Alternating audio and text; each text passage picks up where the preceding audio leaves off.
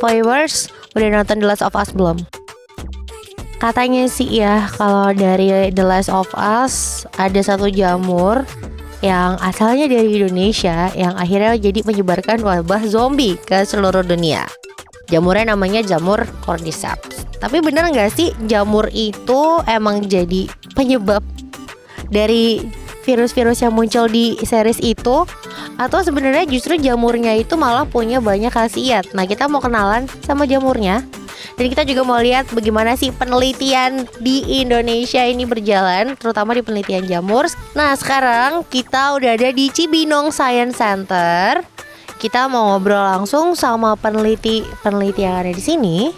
Kita mau lihat juga ya bagaimana sih penelitian jamur dan mikro One eternity later. biologi. Kayaknya bukan mikrobiologi deh tadi. Bukan, ya udah itu deh, pokoknya penelitiannya di sini gimana ya, nanti kita lihat aja.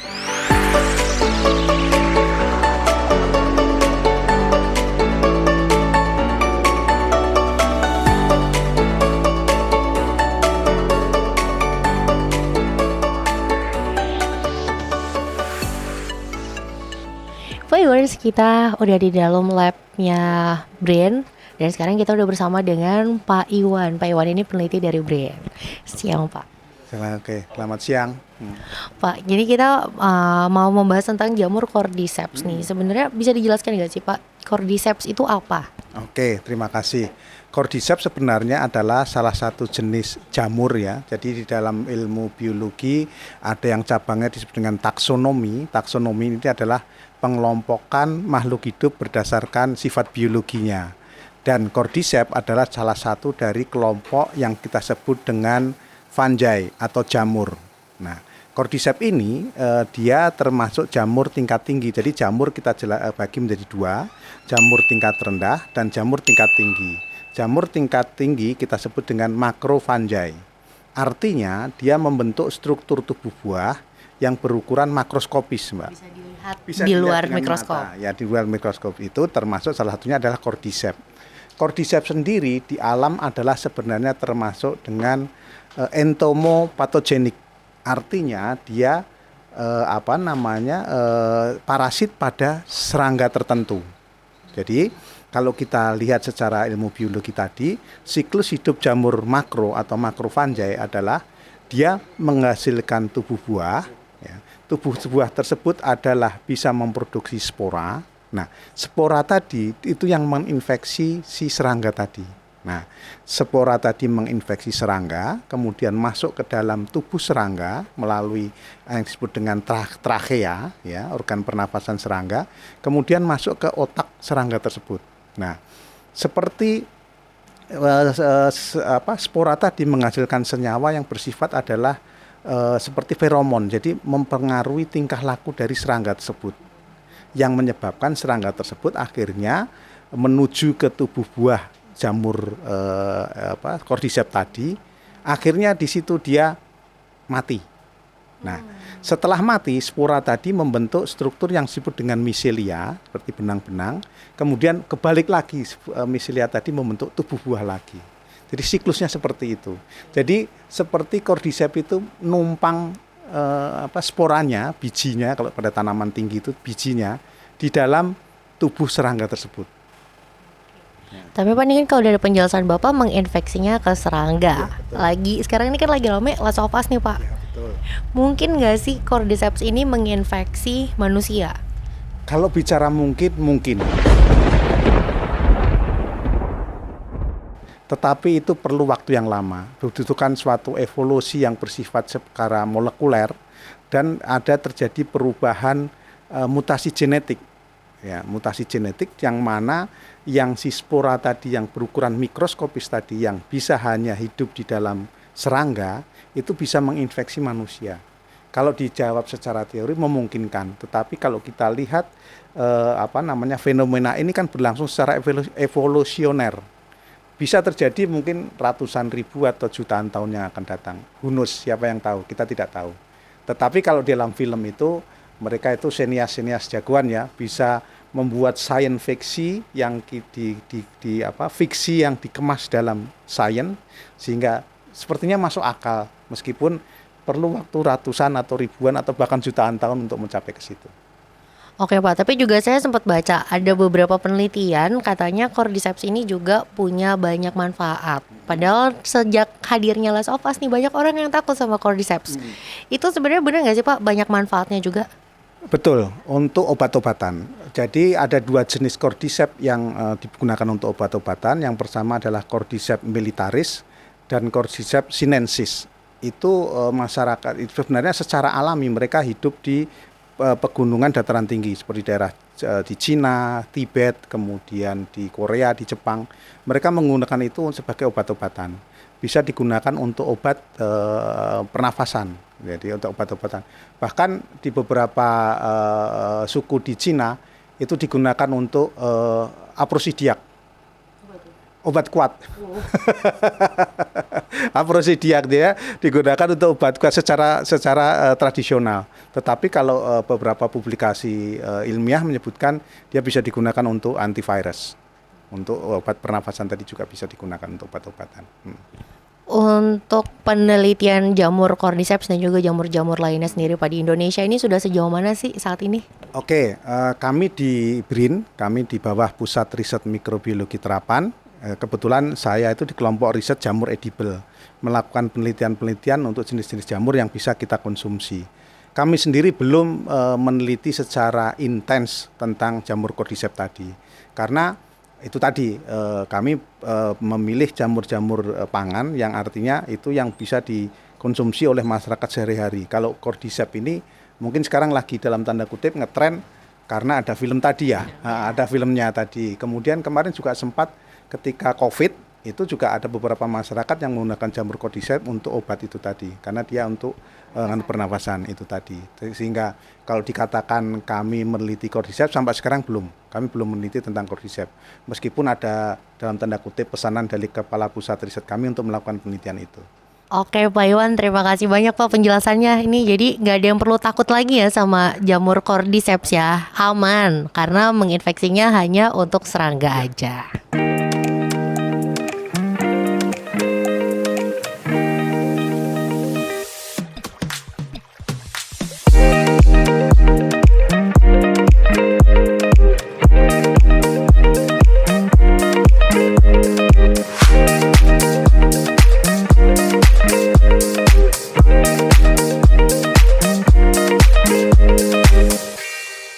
Viewers, kita sekarang mau masuk ke herbarium yang ada di BRIN sini. Copot sepatu dulu ya, nanti kayak harus ganti sandal deh.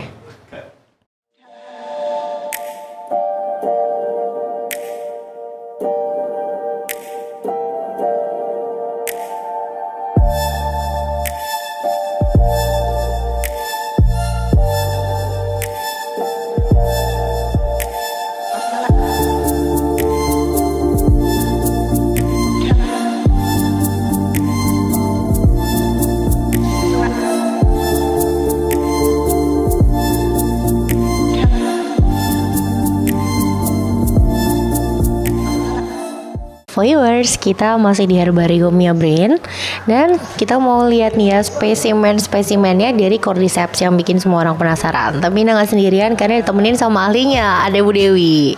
Halo Ibu. Halo, selamat siang. Ibu boleh ditunjukin nggak Bu ini spesimen dari Cordycepsnya?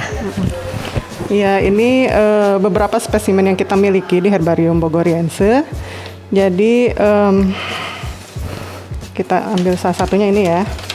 Ini namanya apa nih? Ini Cordyceps tuberculata, ditemukan di koleksi dari Cisarua, daerah Jawa Barat ya.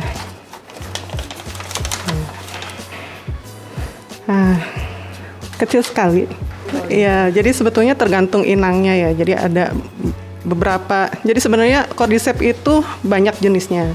Jadi sedunia itu kurang lebih sampai sekarang ada 600-an jenis. Dan itu sebetulnya hanya menginfeksi serangga, begitu. Jadi yang di film-film itu, ya, yang digambarkan dalam film itu sebenarnya mungkin fiktif ya, lebih imajinasinya lebih tinggi. Jadi yang sebenarnya cordyceps itu hanya jamur yang menginfeksi serangga. Bu, kalau cordyceps sendiri di Indonesia tuh banyak ditemukannya di mana sih? Mungkin sebenarnya cordyceps itu bisa di mana-mana ya, asal suhu dan lingkungannya itu optimal. Ketika si jamur itu menyerang serangga, ketika lingkungannya optimal, dia sporanya itu bisa tumbuh di dalam serangganya. Masih di BRIN dan saat ini Indah sudah bersama dengan Ibu Silva. Ibu Silva ini adalah Direktur Pengelolaan Koleksi Ilmiah ya. Ibu boleh diceritakan nggak Bu, di BRIN ini sendiri fasilitas untuk penelitiannya dan juga jumlah spesimennya itu seperti apa? Oke, jadi kami di Direktorat Pengelolaan Koleksi Ilmiah itu mengelola koleksi ilmiah yang ada di BRIN.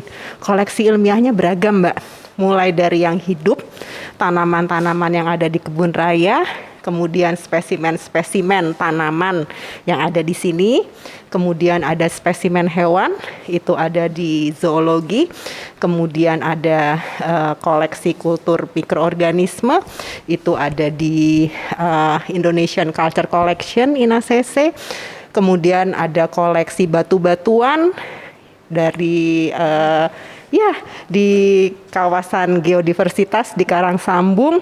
Nanti juga ada tambahan koleksi arkeologi. Jadi koleksinya sangat beragam.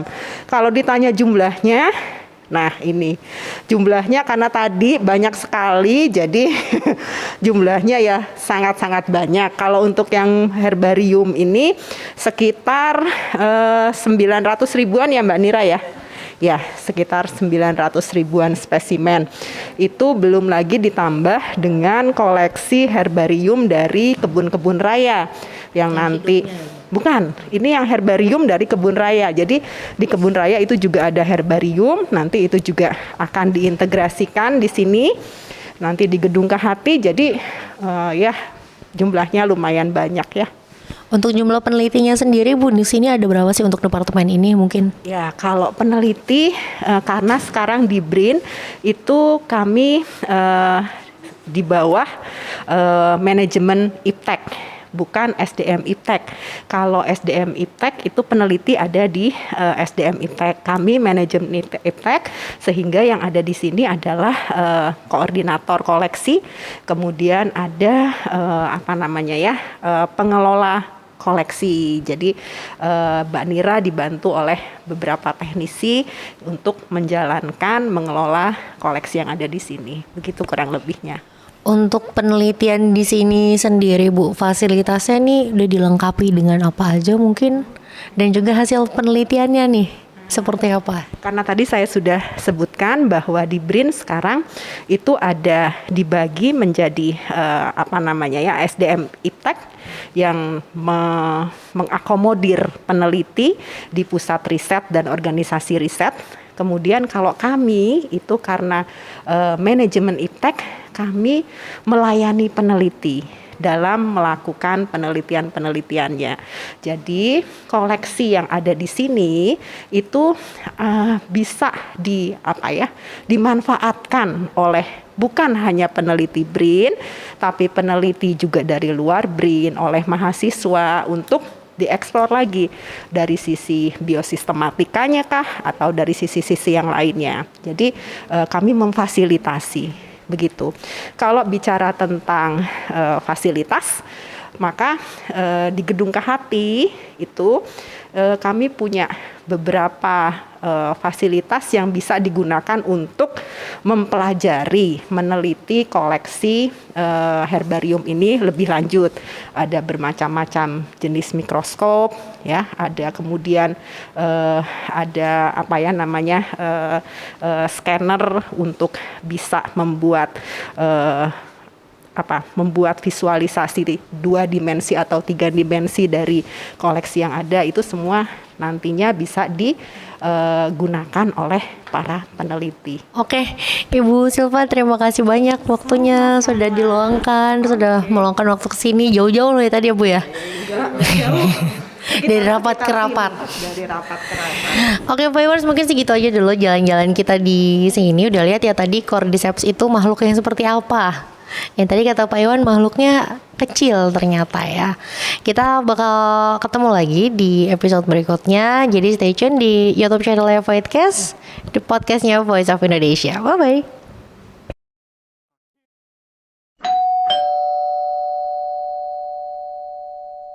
Bang, habis berantem bang. Preman ya bang ya? Kalau bisa dilihat nih, kena riset. Udah makan belum bang? Mau minta duit parkir kesini bang. Oh gitu. Udah berapa lama bang jaga di sini? Kalau lihat luka perangnya kayaknya jagoan di sini ya bang ya, yang punya tanah ya. Udah jangan kena gue dong. Jangan, itu lu lagi bonyok.